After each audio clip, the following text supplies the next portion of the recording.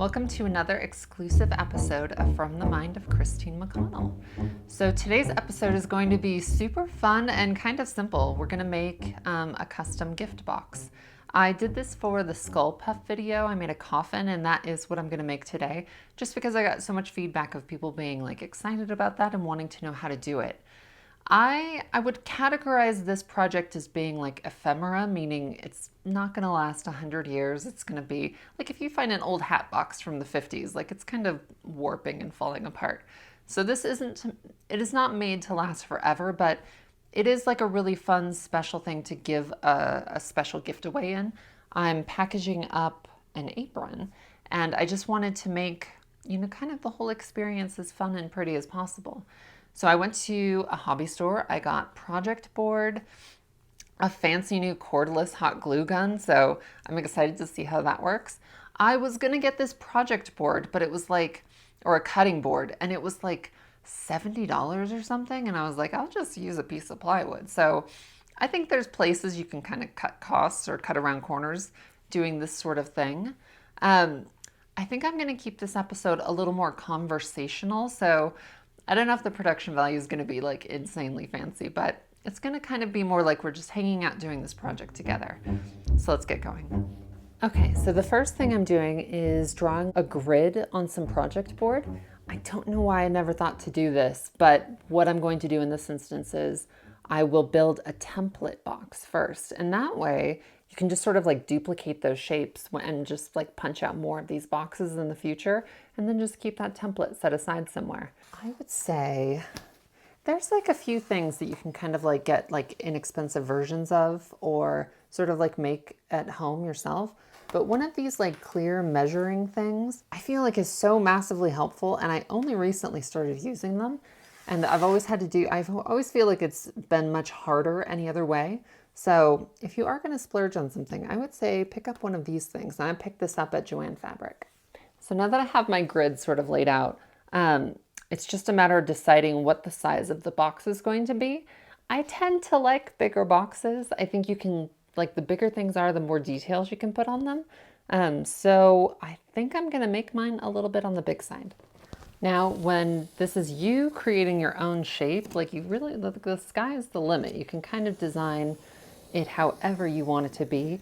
I kind of like that classic coffin silhouette, so that's what I'm doing here. Okay, so before you cut something like this, I have a couple little pointers. Use a metal ruler, don't use your plastic thing, otherwise you could scratch it up in metal. It's like virtually indestructible. I'm going to be using a box cutter, and a really great tip that I have is line up your ruler on the inside of your silhouette, and that way you kind of protect the art in the center. And that way if like the blade goes cattywonk or cuts into something different, it's not going to cut into your primary shape. And the second thing is don't try to make the cut all the way through the very first time. Just essentially score it first, and then you're just going to end up with a much cleaner cut if you do it kind of in that method. Okay, so then you have like the perfect template for your entire box. So I'm going to show you how to make the lid portion first before we do those sides, just because it's nice to like get that out of the way. The lid is just a touch bigger than the box itself, and because I'm using project board, you kind of have like an idea of just how much bigger you need it to be. You don't want it to be so big that it doesn't like hug the box when you put that lid down. So, but you also don't want it to be so tight that it doesn't obviously close or come together. So this looks like about 1/8 of an inch. And so I know that I'm going to draw this out and then create 1/8 of an inch allowance around the entire border. And you can kind of line it up just to sort of see how that's going to fit together. And it's going to fit together like super well, I think. Like I said, it's going to be sort of perfectly snug. Okay, so now what you want to do is measure each of these lengths all the way around the perimeter. And then once you have that exact measurements, and this really does need to be as precise as you can get it. So this is 9 inches and 1/4. And what we're going to do is you can determine how deep you want your box to be. I personally like a fairly deep box. I don't like super shallow ones. So once you have that measurement, you just go up. Let's say you want it to be like 6 or 7 inches. Then you have that measurement and you're going to basically create a box. And then we'll actually be beveling the edges to bring them together. So this part is actually kind of insanely simple. You determine the depth that you want either your lid or your box to have. In this case, I'm working on the lid part, and I just want the lid to basically go about 2 inches deep. So then you just measure a straight line, and then once you determine, your lengths, you just mark that and cut it up. And I'm kind of a stickler for not wanting to waste any of the board. So if I can sort of salvage any little part of it, I always try to.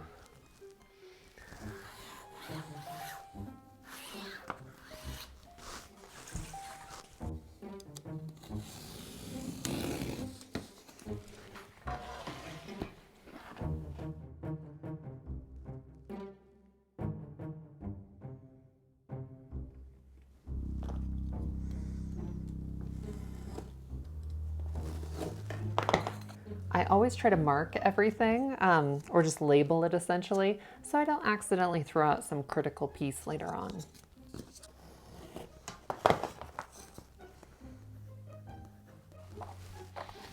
Okay, so these are all of the pieces for the lid, and it looks like a total of 1, 2, 3, 4, 5, 6, 7 pieces. So now all I have to do is sort of determine how deep I want the box. I'm tempted to go with 7 inches, but I'm probably going to be most comfortable with 6.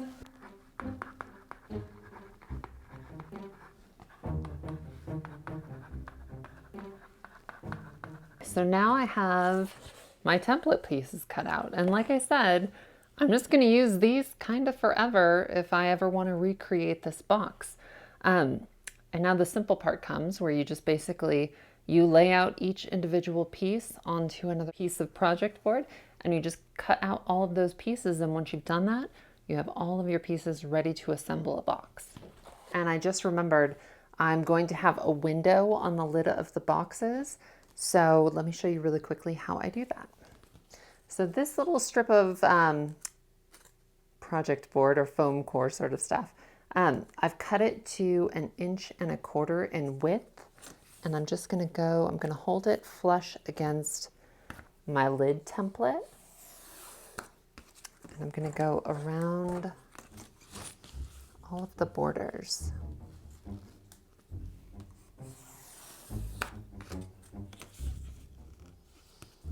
And you really do kind of want this to be perfect, so take your time with it.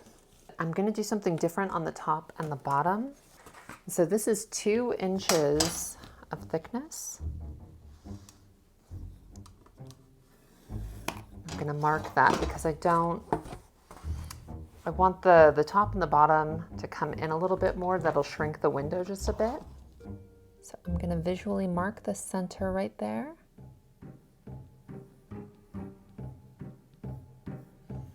I'm going to draw a little bit of a shape. I love kind of gothic looking boxes, so I always try to add a little bit of a flair.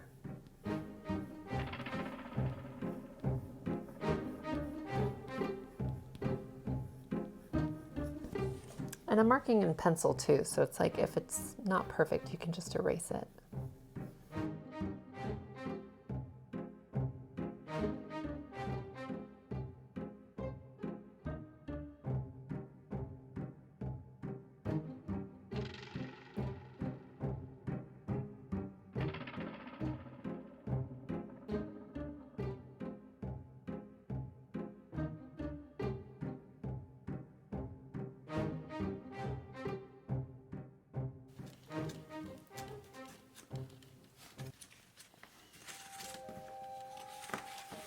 Okay, so now that all of my pieces are cut out, before I can start assembling them, you need to bevel the edges, which kind of just means you're taking off like a corner of it, sort of like a 45-degree.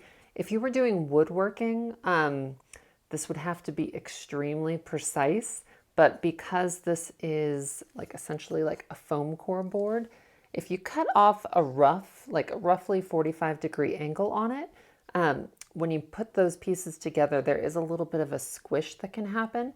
So like I said, it doesn't have to be totally perfect, just as long as the outside looks nice and clean.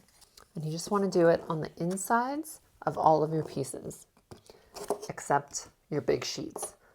Okay, so obviously like the filming my whole like process is like very fairly new to me. I've always just like photographed it.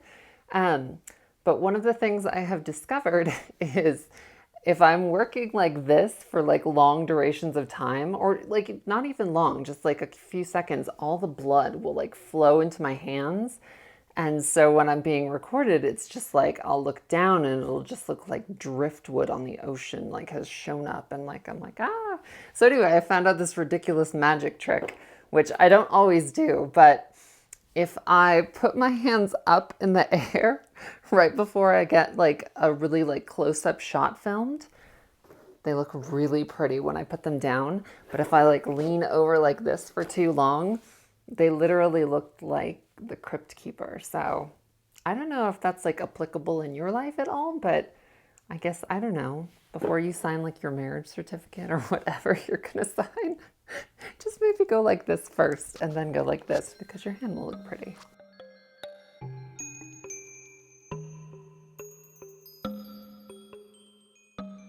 Now that the pieces are all cut and I've got the edges beveled, the way we're gonna assemble this is you're gonna lay all of your pieces down with the beveled side underneath.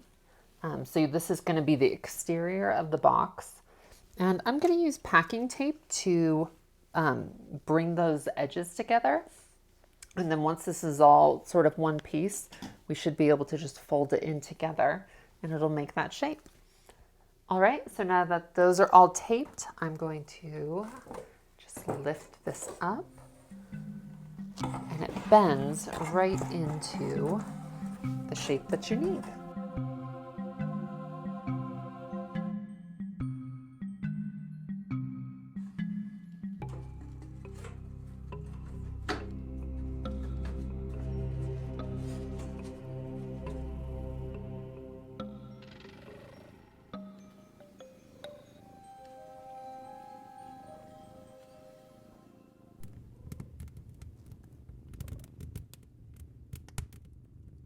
Okay, so I went to sleep and I woke up and it started snowing in the middle of the night. So it's so beautiful and I'm so cozy inside, but it does change my plans of how I was going to apply the fabric. My initial idea was to use a spray-on adhesive, do that outside, apply the fabric, and let it set, but obviously it's super wet outside, so I can't do that. I have to do it inside, and I can't use a spray adhesive inside because I can't ventilate. So my workaround for that is I'm gonna experiment with either Mod Podge or Fabric Fusion. You can get both of these at just like a hobby store, Joann Fabric.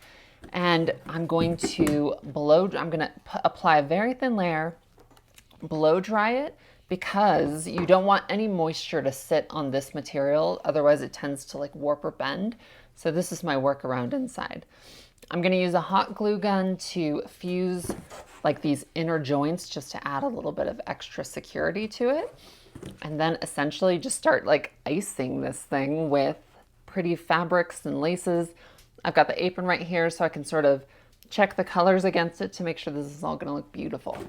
So I'm ready to go and I'm super excited. Okay, so before I apply the glue and the fabric, I'm taking a pretty fine grit, let me see what this is, a 400 grit sandpaper, and kind of roughing up that packing tape I put on here. And the reason I'm doing that is you want that fabric and that glue to have something to grab onto, and the packing tape is super obviously shiny. And this, just knocking it down a little bit, gives it something to hold on to.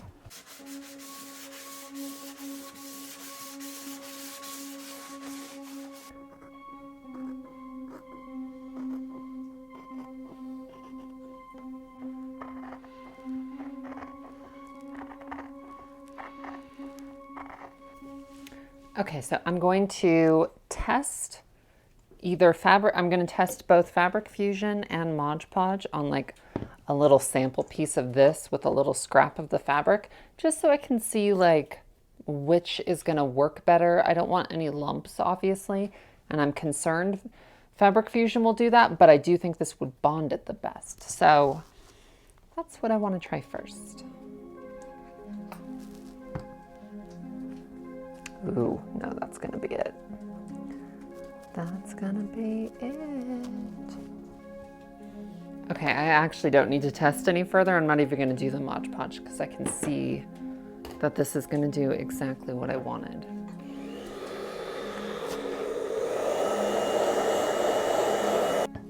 So I'm putting my glue in like a little Tupperware jar just so I can keep accessing it, paint on exactly the amount I need, and then seal it back up so it doesn't dry out.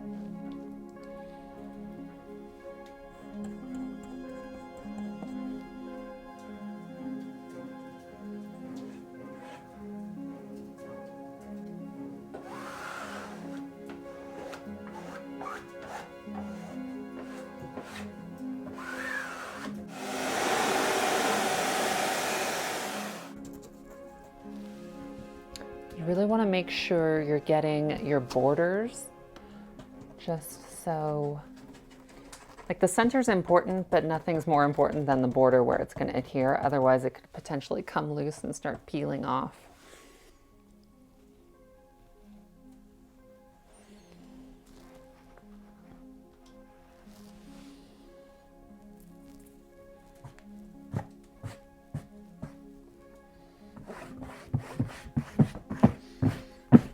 Kind of start from the center and work outwards.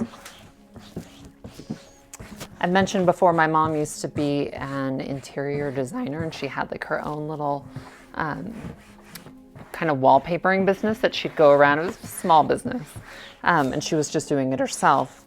But I used to go with her to jobs, and I used to watch her apply wallpaper, and she always had something like this, and you would just sort of work that over to make sure that there were no bubbles and that all of your seams came together.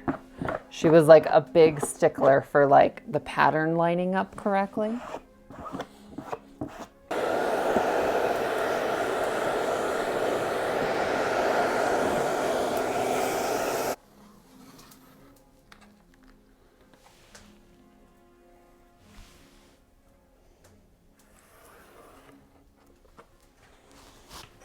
Okay, so to create the fabric that's going to go over this lid, I kind of want to do it in just one piece. So I know that the border coming down is 2 inches, and that's exactly what this is. So I've just outlined the shape.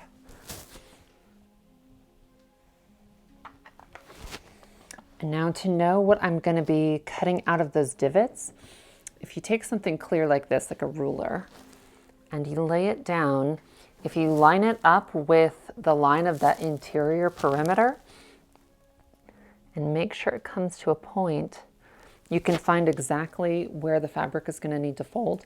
That way you don't end up, you can cut this straight out of the fabric instead of trying to manipulate it once you're trying to glue it on, which is already kind of a tricky process.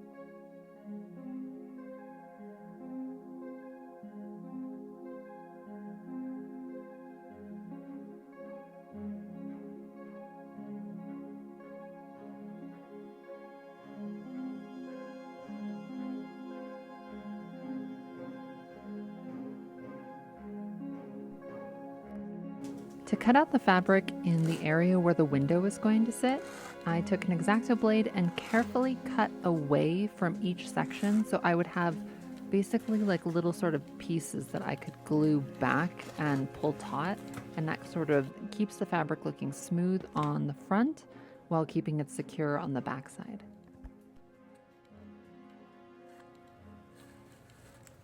Burn your fingers. Yes.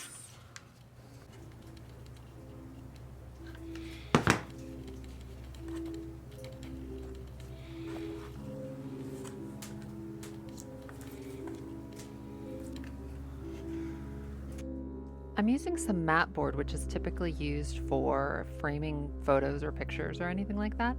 And I'm going to create a three-dimensional drop shadow for my box with it. The first step is to outline the border of the window of the box. And then once I have that, I can kind of fill in the edges and bring it in just a little bit.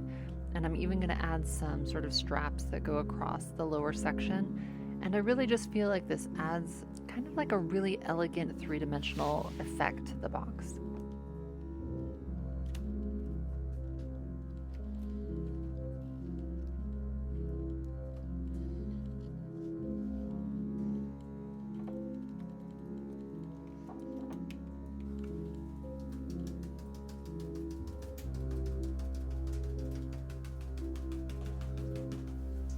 Installing this piece into the lid is actually extremely simple. You just put a little border of hot glue on the inside of the window and lay down the mat board and press it into place.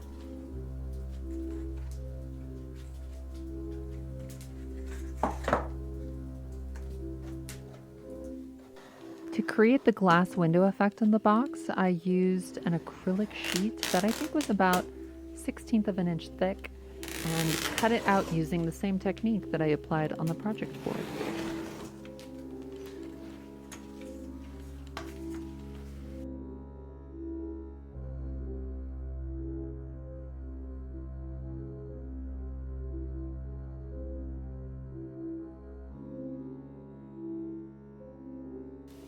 It came with this perfect sort of film over both sides, so it was very much protected throughout like the cutting process, and then also just like the testing process. And then I just hot glue gunned it in.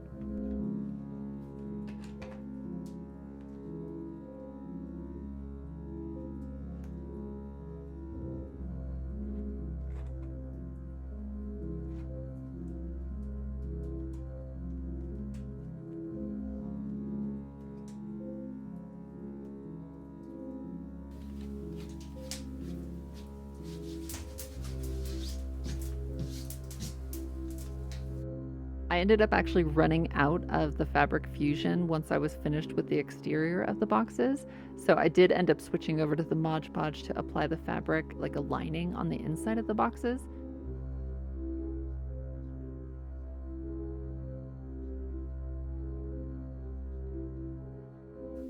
I used satin ribbon to conceal all of the seams or anything else that I just kind of wanted to add a little bit of fanciness or shine to.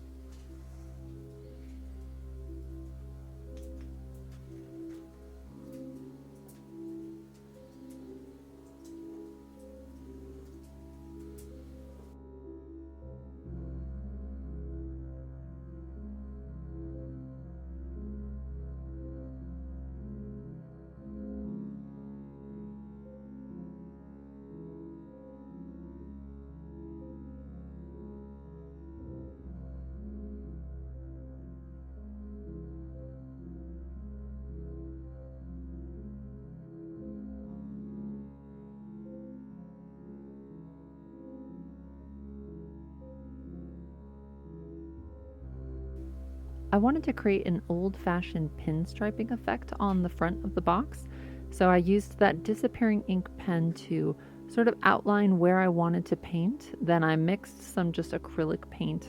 I think it's just pretty much basic craft paint you can get anywhere. into a shade that I felt like matched or complemented the lace that I have, sort of trimming the box. And then I just went around and hand painted all of those little accents.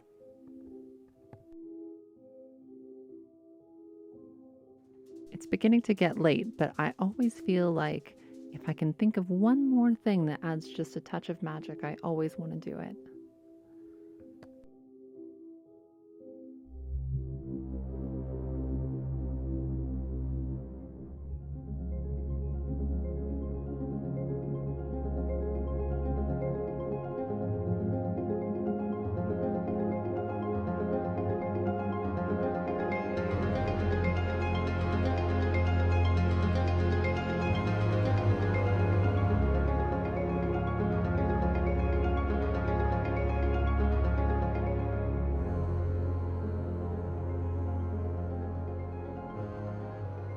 All right, so I just finished. It's 2:30 in the morning, almost 3. I have completely annihilated this area of my house, which is pretty normal with these projects. I'm so actually excited with how these came out compared to the first time I did them, and that's something I've learned is every time you do things again and again, like you kind of get better and better. So keep that in mind if you're ever doing something, and obviously understand that these projects are messy. So I hope you've enjoyed this episode. I am providing a pattern for this box for the $7 and up tier. So if you'd like to check that out, make sure you're logged into that level. And I hope you've enjoyed this video. This was such a blast for me. I kind of like just like finding out how crazy I can get with these things, regardless of whether it's practical or not. So I can't wait for you to see what I have coming up in the future. And thank you again so much for your support. See you soon.